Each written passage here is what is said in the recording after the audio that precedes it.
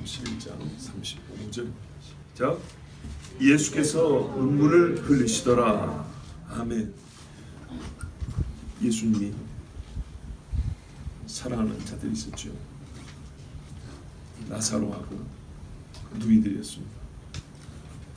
그 집에 자주 가셔서 예루살렘 올 때마다 들려서 밥도 먹고 예배도 하고 우리 식으로 예배하고 축복하고 말씀 가르치고, 그리고 그 집에 여러 제자들과 함께하는 무리들도 있어서 약간은 그 집에 좀 미안한 마음도 있을 수 있지만, 하여튼 이 세옹이가 얼마나 즐겁게 주님을 잘 섬겼는지 모릅니다. 그러던 중에 나사로가 병이 들었습니다. 예수님이 멀리 계시지 않았고 한 2-3km 떨어진 데 가까운 데 계셨습니다. 길이 아무리 안 좋아도 걸어가면, 정말 길이 안 좋아도 2시간 넉넉히 갈 수 있는 멀지 않은 그런 거리였습니다. 그런데 예수님이 나사로를 청년인데 구하러 가지 않았습니다. 사람들이 말했습니다. 선생님, 나사로가 병들어 죽게 되었습니다. 죽을 병이었습니다. 며칠 자고 나면 일어날 병이 아니고 죽을 병이었어. 죽게 되었으니 와서 살려주십시오 했습니다.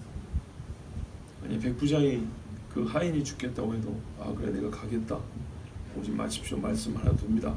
그래서 안 간 거지. 예수님 가시려고 그랬어요. 그런데 이 집은요, 와달라고 해도 주님이 들은 척도 안 하고 안 가셨어요. 제자들이 선생님, 나사로가 병들어 죽게 되었다는데 좀 가봐야 되지 않겠습니까? 아니다, 잔다 그랬죠. 사실은 죽은 겁니다. 늦어서 죽어버린 겁니다. 좀 일찍 가셔가지고 살려줬으면 딱 좋았을 건데, 예수님이 일부러 죽을 때까지 기다렸습니다. 왜 그랬습니까? 최후의 이유는 뭐냐면 하나님께 영광이 되기 위하여 죽은 자를 살리는 부활하는 것을 미리 보여주신, 하나님의 말씀이 이루어지는 것을 증거로 보여주시려고, 누구를 살리는가를 보여주시려고 아주 중요한 예표적 사건으로 삼기 위해서 일부러 죽을 때가 기다린 겁니다.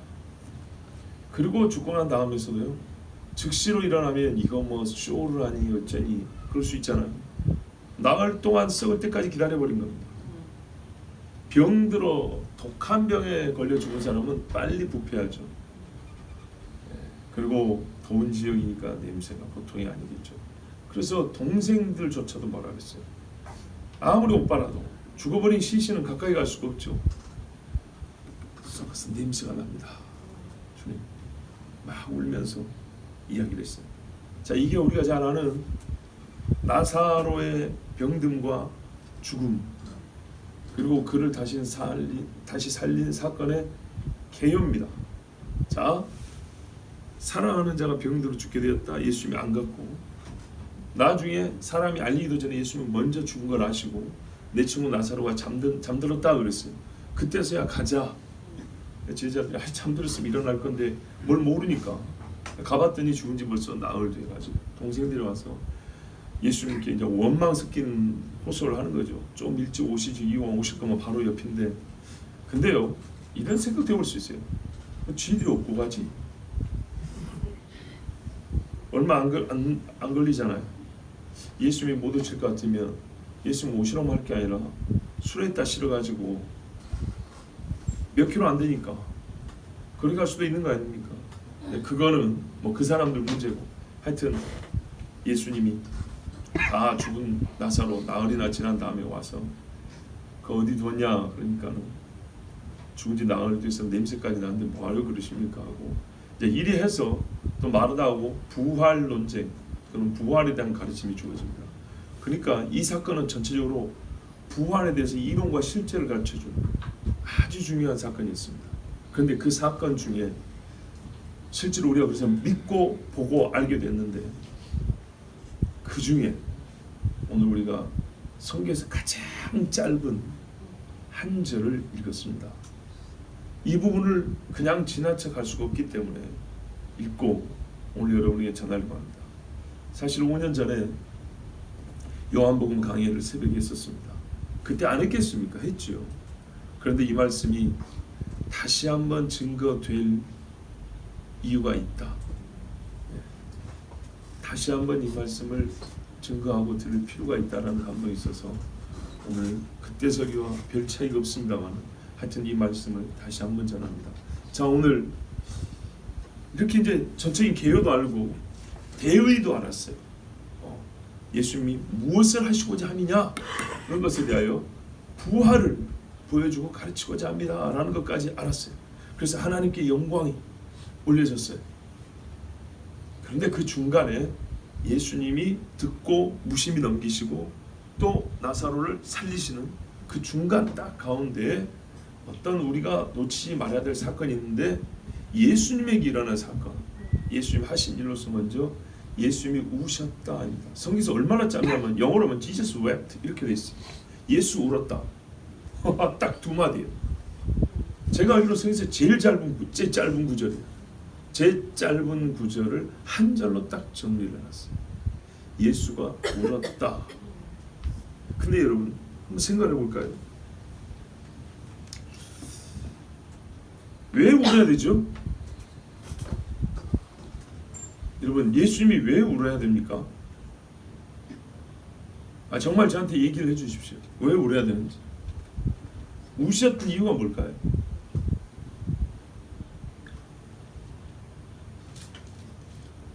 뭐 안 물어보셨어요? 울 때마다 다 이유가 있잖아요. 왜 예수님이 울어야 되죠? 모르십니까? 예? 뭐가요? 뭐 문제가 있었어요? 유대인들이 우는 거예요. 개탄? 그거는 좀 부정적인 표현인데 울 이유가 없는데 왜 우냐 뭐 그런 건데 심령이 비통히 여기고 불쌍히 여기서 그랬어요. 그 마음이 들었다는 거죠. 그래서 울었어요. 그래서 비통히 여긴다는 게 뭐랄까 그냥 막 슬펐다는 게 아니고요. 괴로웠다는 얘기입니다. 괴로웠다. 뭐가 괴로웠을까요?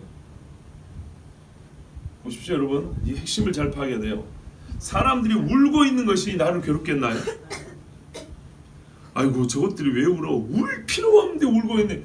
나는 그들이 우는 것이 나는 괴로워. 그랬나요? 그것이 아니죠. 그들이 우는 이유 때문이에요. 우는 이유가 뭐죠? 아니죠. 나사로가 죽었기 때문이죠. 자 여러분 이거 그냥 쉽게 넘길 말씀이 아닙니다. 제가 한번 예를 들어서 이 이야기를 하나 만들어 볼게요. 내 배우자, 남편이나 아내가 급성 간암에 걸렸어요. 아시겠죠? 이식을 할 수 있을지 안 될지도 모르는데 하여튼 그래서 곧 10일 후에 죽어요. 온몸이 새까맣고 숨도 못 쉬어요. 이제 복수도 이렇게 차고 간이 기능을 못하니까 피가 안 도니까 얼굴이 새까맣고요. 산소 공급이 안 돼서 숨을 겨우 끌떡끌떡 쉬고 있어요. 그래서 뭐라 하냐면 12일 후에 죽는다고 진단이 나왔어요. 온 집이 뭐 이거는 초상집 분위기죠. 울고 난리가 나야 되겠죠. 요즘에는 그래도 안 우는 집들이 많아서 문제인데 하여튼 울겠죠. 그런데요. 내가 의사예요. 내가 의사인데 저쪽 병원에서 그렇게 하다 왔는데 여기 이식할 간이 있고 내가 수술해서 성공시킬 자신이 있어요. 의사가. 물론 남의 일이긴 하지만 이 의사는 울까요 안 울까요? 안 울겠죠. 이제 조금 더 근접하게 얘기를 해볼까요? 식구들이 다 울고 있는데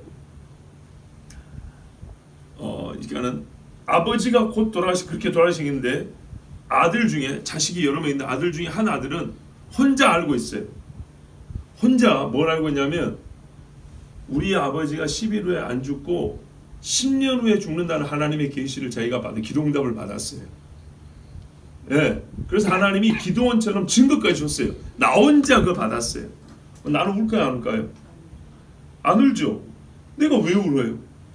안 죽는 걸 내가 알고 있는데 왜 우냐고. 또는요, 자, 죽었어요. 죽은데 이틀 후에 살아날 걸 내가 알아요. 울겠어요, 안 울겠어요? 혼자 룰루랄라고 찬송 부르겠죠? 그죠? 근데 예수님은요, 자기가 살릴 건데 왜 울었죠?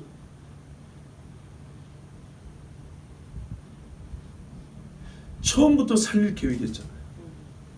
부활을 가르쳐 주려고 처음부터 죽을 때까지 기다린 이유가 그거 아닙니까? 죽을 때까지 기다린 다음에 죽은 다음에 4일이나 있다가 간 이유가 뭐냐면 이때 살리려고 그런 거 아닙니까? 여러분 생각해 보세요. 곧 죽어가는 사람이 있는데 다 죽는다는데 나 혼자 알아요. 뭘? 안 죽는다는 거. 그럼 내가 왜 울겠어요? 예? 몰래카메라처럼 뭐 잠깐 우는 척은 할 수 있지만 진실로 내가 왜 그 슬퍼하겠어요? 안 죽는데 나는 진실을 알고 있는데, 아니면 다시 산다는 걸 아는데 내가 왜 울겠어요? 거기다가 내가 살릴 건데 내가 왜 우냐고요? 내가 살릴 건데 지금 몇 분 후에 내가 살릴 건데 여러분 우시겠습니까? 여러분 같으면 우시겠어요? 나는 안 울어요. 몇 분 후에 내가 직접 살린다고요. 그것도요 기가 막힌 방법으로 살린다고요. 뭐 약 쓰고 뭐 특별한 방법이 그냥 말 한마디로 나사로야 나오라 이러고 살려버린다고요.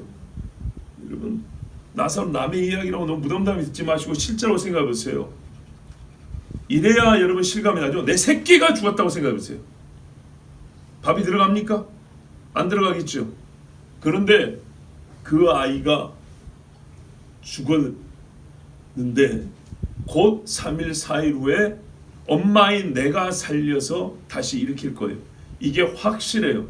그렇다면 누가 이렇게 울겠습니까? 오히려 사람들을 따둑거려야죠. 울지 마세요. 그렇죠? 예수님이 보십시오. 부활한 다음에 울고 있는 마리아와 옆에 있는 여자들이 뭐랬어요? 울지 마라 그랬잖아요. 근데 왜 여기서는 본인이 울었을까요? 슬퍼서요? 그렇죠. 슬픈 마음도 있죠. 왜? 인간으로 오셨기 때문에. 그러니까요. 인간으로 오셨지만은 우리 주님이 인간이 느끼는 모든 정욕과 모든 죄 속에 함께 공감하시고 함께 막 빠져드는 건 아니잖아요. 거기에 모든 것에 같은 감정 표현한 건 아니잖아요. 남이 분노할 때 같이 분노하고 남이 시기할 때 같이 시기하고 그랬던 거 아니라고요. 그런 어떤 죄에 속한 것이었어요. 그런데 여기 우는 거는 모든 인간이 울 때 예수님도 같이 그 울만한 이유를 느끼셨고, 예수님은 거기다가 울만한 이유, 인간적으로는 울만한 이유가 있지만 신성으로는 또 어떻게 해요? 본인이 살릴 것이기 때문에 이 울만한 이유, 죽었다는 슬픔에 울어야 되지만 자기가 살릴 거기 때문에, 우리 인간을 보세요. 죽은 슬픔이 있어서 울겠지만 내가 살릴 거면 내가 안 울듯이 예수님은 안 울어야 되는데, 오히려 죽음과 살림에 관한 신성의 지식이 있기 때문에 예수님은 그래서 운 거예요. 예수님의 운 거는 육적인 슬픔 이상의 이유 때문에 울었다는 겁니다. 우리가 육적인 슬픔을 이기는 게 뭐냐면, 산다라는 지식을 갖고 있으면, 사건을 미리 알고 있으면 안 온단 말이죠. 근데 예수님은 이 이상의 지식을 갖고 있기 때문에 도리어 울었다는 얘기입니다. 그게 뭐냐? 심령의 비통이 여기서에서 단서를 찾습니다. 한마디로 말하면 뭐냐면요, 죄의 싹슨 사망 이유에 대하여 누구보다 주님이 잘 알고 있기 때문이었습니다. 예수님이 눈물을 흘리실 때 예루살렘을 보면서 우셨어요. 겟세마네 동산에서 기도하시면서 이 많은 눈물을 보면 다 죄 때문에 우신 것이지 죄와 상관없는 일로 우신 적이 없습니다. 좀 무슨 말이냐 하면, 사람의 죽음이라는 것은 말이죠, 그 자체가 슬퍼해야 될 사건이에요. 죽음이라는 것은 죄로 말미암아 모든 인간이 필연적으로 겪어야 될 죄의 싹시란 말입니다. 사람은 죄의 싹스로서의 사망이라는 것이 무엇인지 잘 알지 못합니다. 언제 아냐? 자기가 죽을 때 압니다. 죽을 때 알지만은, 그래서 사람이 죽을 때 떠나가는 슬픔 때문에 인간은 울지만, 하나님은요 뭘 알아요? 근원적으로 인간이 왜 죽음이라는 경험을 해야 하며, 왜 이 땅에 태어나서 숨을 거두고 사랑하는 이들과 이별을 해야 되고 그 몸이 삭고 썩어 없어져야 되는지에 대해서 하나님은 모든 것을 알고 계세요. 즉 죄의 고통, 죄의 이 저주를 알고 계시단 말입니다. 그 저주의 실제가 눈앞에서 펼쳐질 때 그것을 심히 괴로워할 자는 인간이 아니요 하나님이시란 말이죠. 그래서 우리 주님 뭐라고 에스겔에도 죽는 자의 죽는 것은 내가 원하는 바가 아니요 너희는 힘써 돌이켜 살지. 인간은 자기가 죽음을 경험하지만 하나님은 죽음을 경험하는 인간 이상으로 죽음이라는 것이 무엇인지 알고 계시단 말이죠. 죽음이라는 것이 무엇인지를 아는 하나님이 인간이 되었을 때 그것을 표현하는 방식은 비록 내가 몇 분 후에 살려서 그 부활의 기쁨을 맛볼 것이지만서도 이 죽음이라는 사건 자체를 마주했을 때 그 처절함과 그 어둠, 결코 원래 인간으로서는 이 경험을 할 필요가 없었지만 하나님을 대적하는 죄로 말미암아 저주의 상태로서 죽음을 경험하는 인간의 이 실존의 삶을 볼 때 하나님은 그것을 어떻게 표현하셨냐? 눈물로 표현하셨어요. 울 수밖에 없었어요. 그래서 사람들이 섭섭하여 눈물을 흘리는 것보다 훨씬 깊은 데서 나오는 눈물이었어요.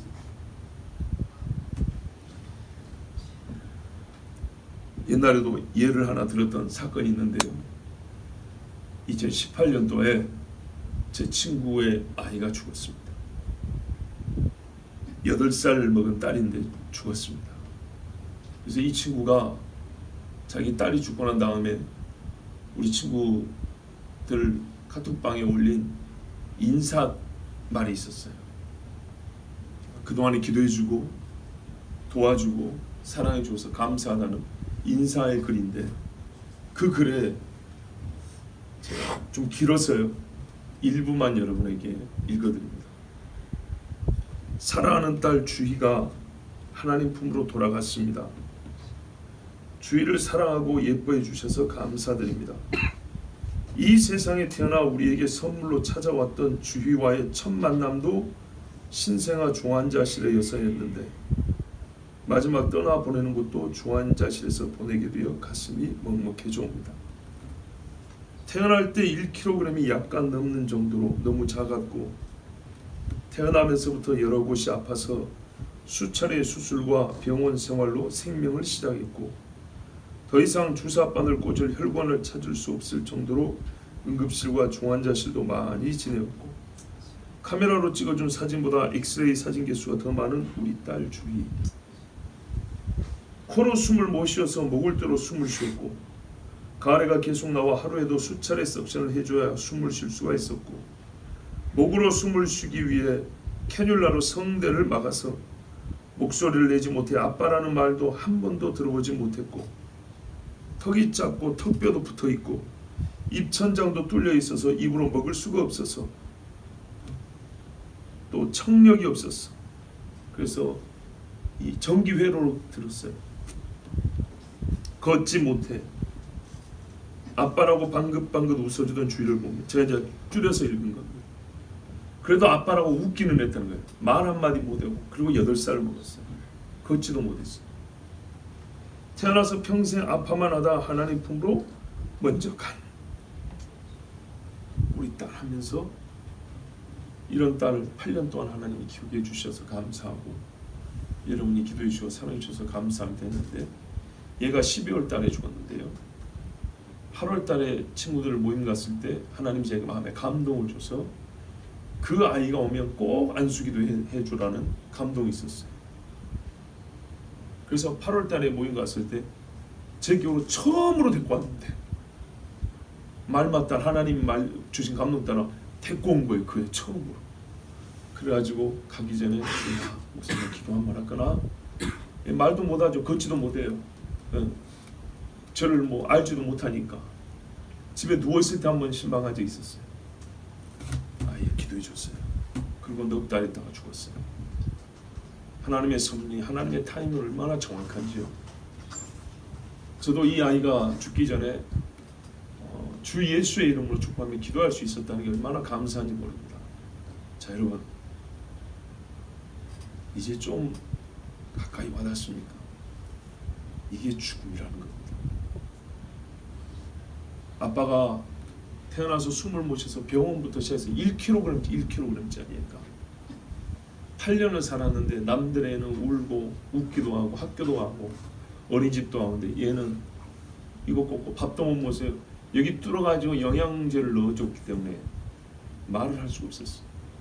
아빠 소리 한 번 못하고 8년 살다가 죽었는데 그 마음이 어쩌겠습니까? 그 엄마가요 피아노 전공자 오스트리아 유학생이에요. 다 접었어요. 애기 때문에. 그리고 죽었어요. 죄의 싹은 사망이니라. 이 애가 죄를 지어서 그리 갔다 오네. 지금 그 이야기를 하는 게 아니에요. 모든 인류에게 일어난 사망에 대하여 우리가 좀 가슴 깊이 저리도록 느끼고 생각될 이유가 있기 때문에 이 이야기를 한 거예요. 죄의 싹은 사망이라서 이 정말 죄 없을 것 같은 아이 평생 하나님 아빠 소리 못 들어주니까 품고 살기라도 좀 해주십시오 했던 그 아이마저도 떠나 버릴 수밖에 없는 게 뭐냐면 죄의 싹은 사망이라서. 감사하게도 하나님은요 이 아이 때문에 둘째를 낳을 수가 없었어요. 또 그래요.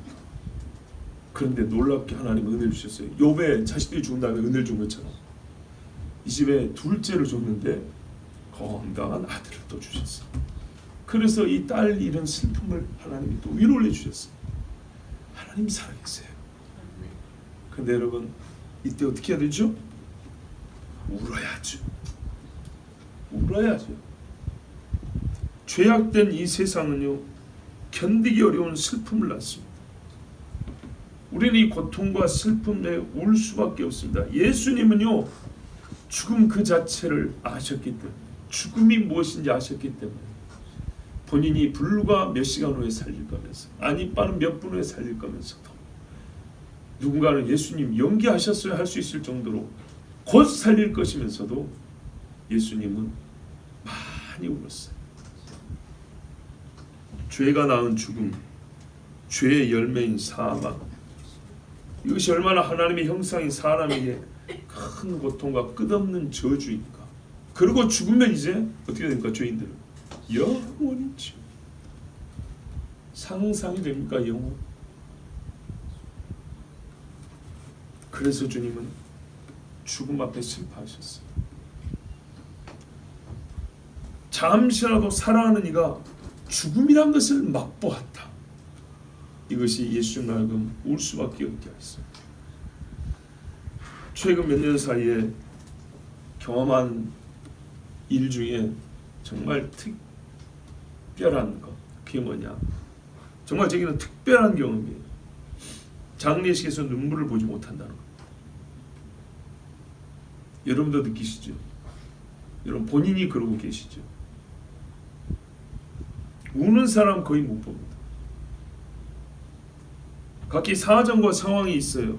눈물이 많기도 하고 적기도 하고. 병치레를 오래 해서 돌아가시면 눈물이 적다 그래요. 옛날부터. 이해해. 또 갑자기 사고로 죽으면 그 충격이 또 많이 울기도 해요. 그것도 이해해요. 그런 걸 다 감안해도 옛날보다 우는 이가 적어요. 옛날에 상가에 가면 언제 어느 때나 가든지 간에 우는 사람이 꼭 한두 명은 있어요. 그 중에 살았을 때 이야기 이것저것 다 막 이야기하면서 들을 사람도 없는데 그냥 막 슬프니까 그냥 지나간 이야기하면서. 여러분 보세요. 도르가도 베드로 오니까 이 자매가 우리 속옷도 지어주고 살았을 때 이것도 하고 저것도 했고 막 그런 이야기 하죠. 그것처럼 옛날에 추상집 가면은 아이고 옛날에 우리가 어쩌고 저쩌고 하면서 이야기 막 그 슬픔을 그렇게 표현했어요. 옆에서 같이 듣다가 울다가 또 위로하다가 이게 초상집이에요. 그래서 사람들이 많이 배울 게 있어요. 근데 무덤당하면 배울 게 없어요. 어떤 이는 찾아오는 조문객을 맞아야 되기 때문에 계속 울고만 있을 수는 없어요. 상주들 같은 경우는 그게 고역입니다. 울고 싶어도 울고 있으면 손님을 맞을 수가 없기 때문에 참아야 돼요. 그래서 언제 울어요? 다 끝나고 우는 거예요. 그런 것도 이해를 해요. 이해 못하는 건 아니에요. 그런데도 불구하고 전체적으로 눈물이 없어요.